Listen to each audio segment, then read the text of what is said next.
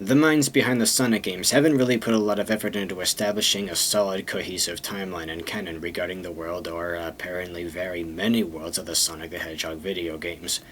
Most of the time, it's difficult to imagine just where any of the events of these games occur. Sometimes we have surreal places like Green Hill where everything is wacky and alien looking, and then you have levels like City Escape which pretty obviously take place on, or at least based on, a place from Earth.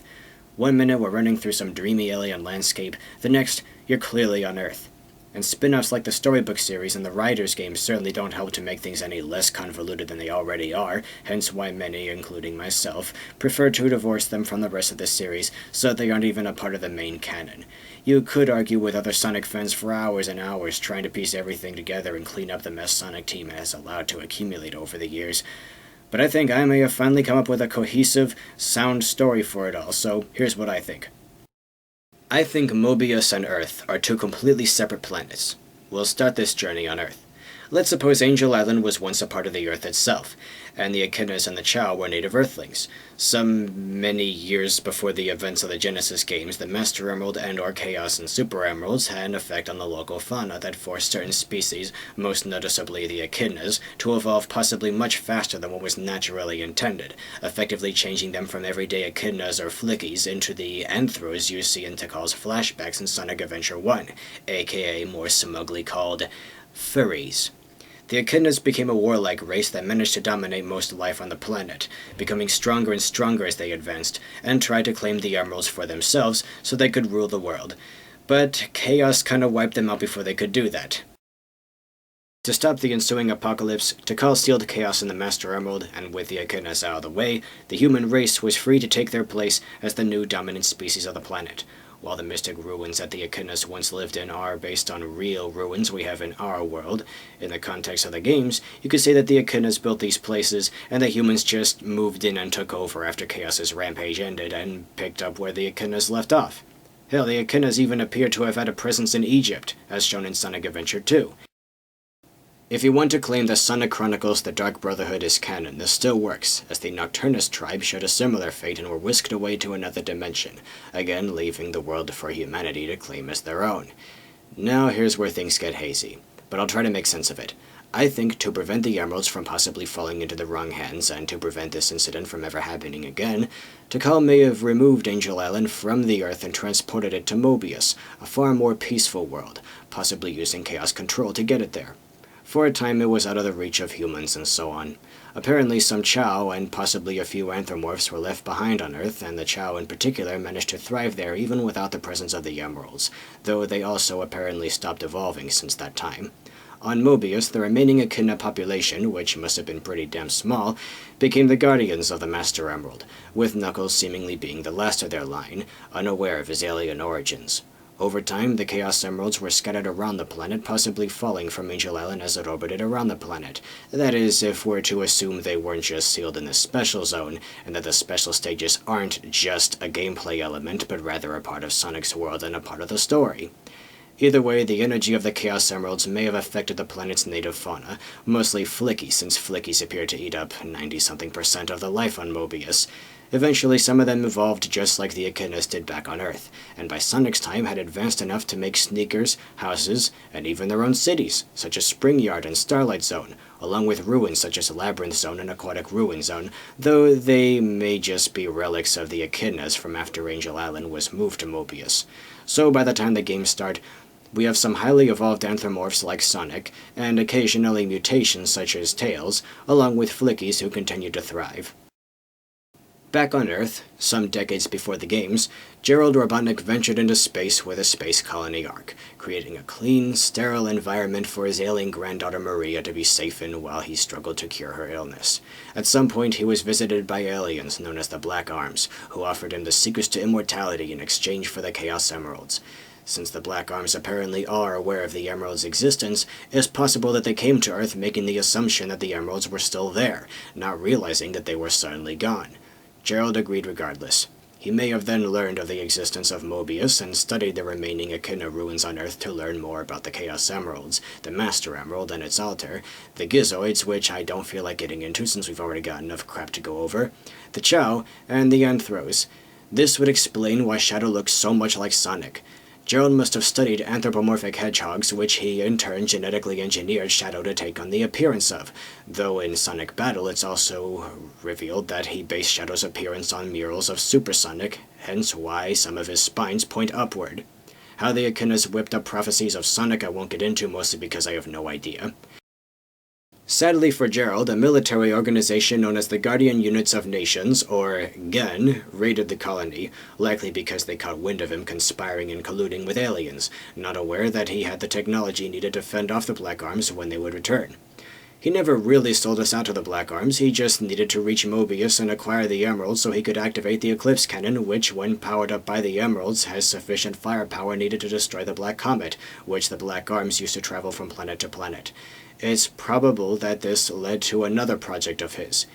He may have designed spaceships to reach Mobius with. I mean, he built a colony, right? Now we finally reach the events of the games. I think Robotnik must have continued some of Gerald's research and finished these interplanetary projects. He then made his pilgrimage to Mobius, this peaceful world, to conquer it, not knowing about the Black Arms or whatever, but going there with his own agenda in mind. After all, it should logically be significantly easier to conquer a seemingly defenseless and primitive planet still dominated by nature than a planet dominated by a species that has its own military forces to drive him back with. Even if Robotnik did win on Earth in the end, it would still be such a hassle. But I don't suppose interplanetary conquest is a hassle for old Egghead. He's demonstrated numerous times in old and recent games that he's very capable of reaching, colonizing, and completely taking over other worlds, especially really small ones like in Sonic CD and Sonic Colors. So if he could go to other worlds like that, who's to say the concept of Mobius being just another alien world he has to travel to is implausible?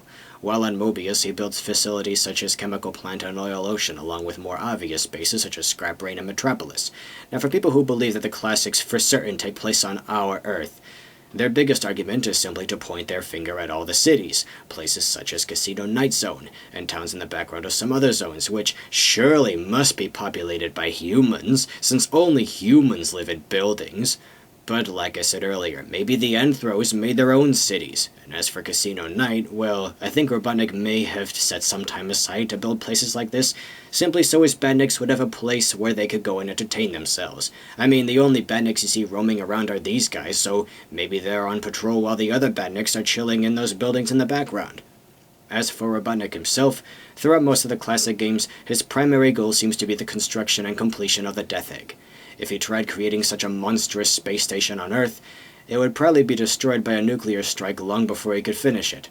Sonic 2 and 3K are all about the Death Egg, but I think it's safe to say he probably began construction of the Death Egg even before Sonic 1, but in that game we just saw him scrounging up animals to power his machines with. He was probably just trying to accumulate the power needed to set his plan in motion back then, and eventually did, despite Sonic's efforts to stop him. It's interesting to note that the Death Egg and the Ark are both very similar in appearance. If he knew what the Ark looked like without the guise of a rock, he probably based the Death Egg on the Ark, at least from what we see outside. If he did base some of the internal design on the Ark as well, it would make sense for the Death Egg to be reliant on the Emeralds as a power source. Then again, some say the Ark only had a mustache in SA2 because Eggman took some artistic liberty by adding it himself for decorative purposes, and that it wasn't a part of Gerald's design, but he would need a good task force just to install these huge, gaudy structures, such as his army of badniks. But we never actually see any badniks on the Ark, just old leftover gun robots that had already been there for 50 years just to keep intruders out, and even attack Robotnik. Whatever floats your boat, I guess. But something happened that Robotnik did not expect. Amidst the poor, cute, defenseless widow fwickies that were no match for his forces, there were some creatures that had the power needed to bite back. Sonic and Co. grounded the Death Egg several times, eventually finally destroying it, though Eggman later rebuilt it and brought it to Earth in Sonic Battle. Anyway, here's where things get hazy again, but I theorize that after being defeated time and time again by these super-powered anthropomorphs, Robotnik finally gave up on trying to take over Mobius and fled back to Earth to start anew. And Sonic, Knuckles, and friends followed him to Earth, possibly via Angel Island somehow, not sure how, but I think it's a cool idea. And then we get to Sonic Adventure, in which we see lots of humans, but hardly any furries aside from Sonic, his 3 or so friends, and Big the Cat. Anyway, here we learn about the echidnas. Chaos is restored and finally defeated once and for all, with Supersonic fulfilling the echidna's ancient prophecy. The humans don't seem too weirded out by the Anthros, though as I said earlier, maybe there were still a few Anthros left when the echidnas were wiped out. In the Mystic Ruins adventure field, we know that the chunk of the map where the Master Emerald rests is Angel Island after having fallen back to the planet's surface, featuring Ice Cap Zone, along with Red Mountain, which is probably an extension of Lava Reef, while the part where we see the Echidna ruins, and subsequently Big's house, may have been on Earth this whole time. Hey, in that case, maybe Rouge is a resident of Earth and not Mobius, given that she works for the government, so she must have some history with this planet and our race, and been here a lot longer than Sonic and his friends. And now we get to Sonic Adventure 2. If we're to assume any of my theories are true, then this is where things come to a close, at least for the time being. We learned about Gerald, Shadow, and everything ended back where it began. So let's run by all that again. Going along with my story, Earth and Mobius are two separate bodies. The Echidnas, Emeralds, and Angel Island originated from our Earth and were taken to Mobius somehow. Gerald studied that world, and Eggman later went there to claim the planet for his own. But Sonic and Co. eventually chased him back to Earth and followed him, and everything was resolved in Sonic Adventure 2. For the time being. After that, things get really convoluted. On one hand, we have a game like Sonic Heroes, which, if only because of the art style, we may assume is on Mobius, and on the other hand, we have games like Shadow the Hedgehog, which almost certainly take place back on Earth. So there's a bunch of games where the characters apparently keep hopping back and forth between the planets, never staying on either one for long. But as the games go on, they become increasingly difficult to keep track of, and so we have all this material that gets lumped together and dumped on a third world. Yes, some people believe that Sonic 06, Sonic Unleashed, and so on are on yet another planet populated by humans plus a few Anthros. The good thing about having so many planets is that this way we don't have so many freaking big bad gods of death piled up on one world. I mean, sheesh, how do you cluster so many of these freaks together? And then we have all the spin-offs. Most of these are also dumped on this third world. But we have the Riders games, which feature all these futuristic Mega Man X-style cities and shit, and even more aliens. And then the Rush games, which are connected to another dimension. And then the Storybook games, where Sonic goes back in time and becomes King Arthur, and... Sonic Team, why are you such crappy storytellers? Why is there so much of this junk? Let's face it, the Sonic series is all over the place, and this material is mostly beyond salvage, and it's a daunting task trying to connect all the dots. Closing notes. Now to address a few things I'm sure at least some of you must be thinking.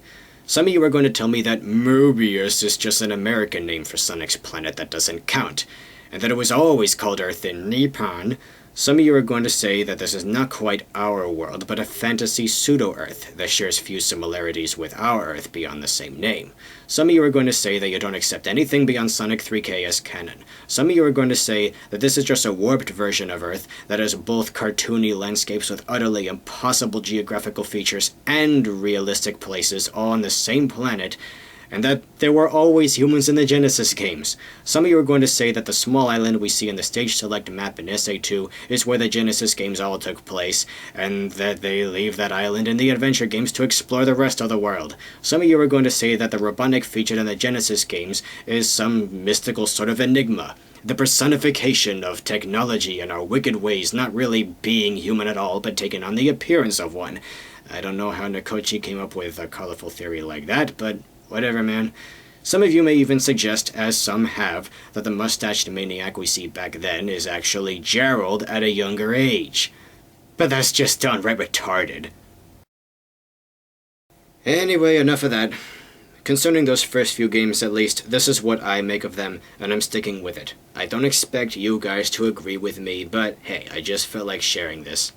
In my next video, unless I continue my Amnesia LP first, I'll be talking about those recently released screenshots from Sonic 4 Episode 2, which, in some way, may more or less support my crackpot theory. Toodles!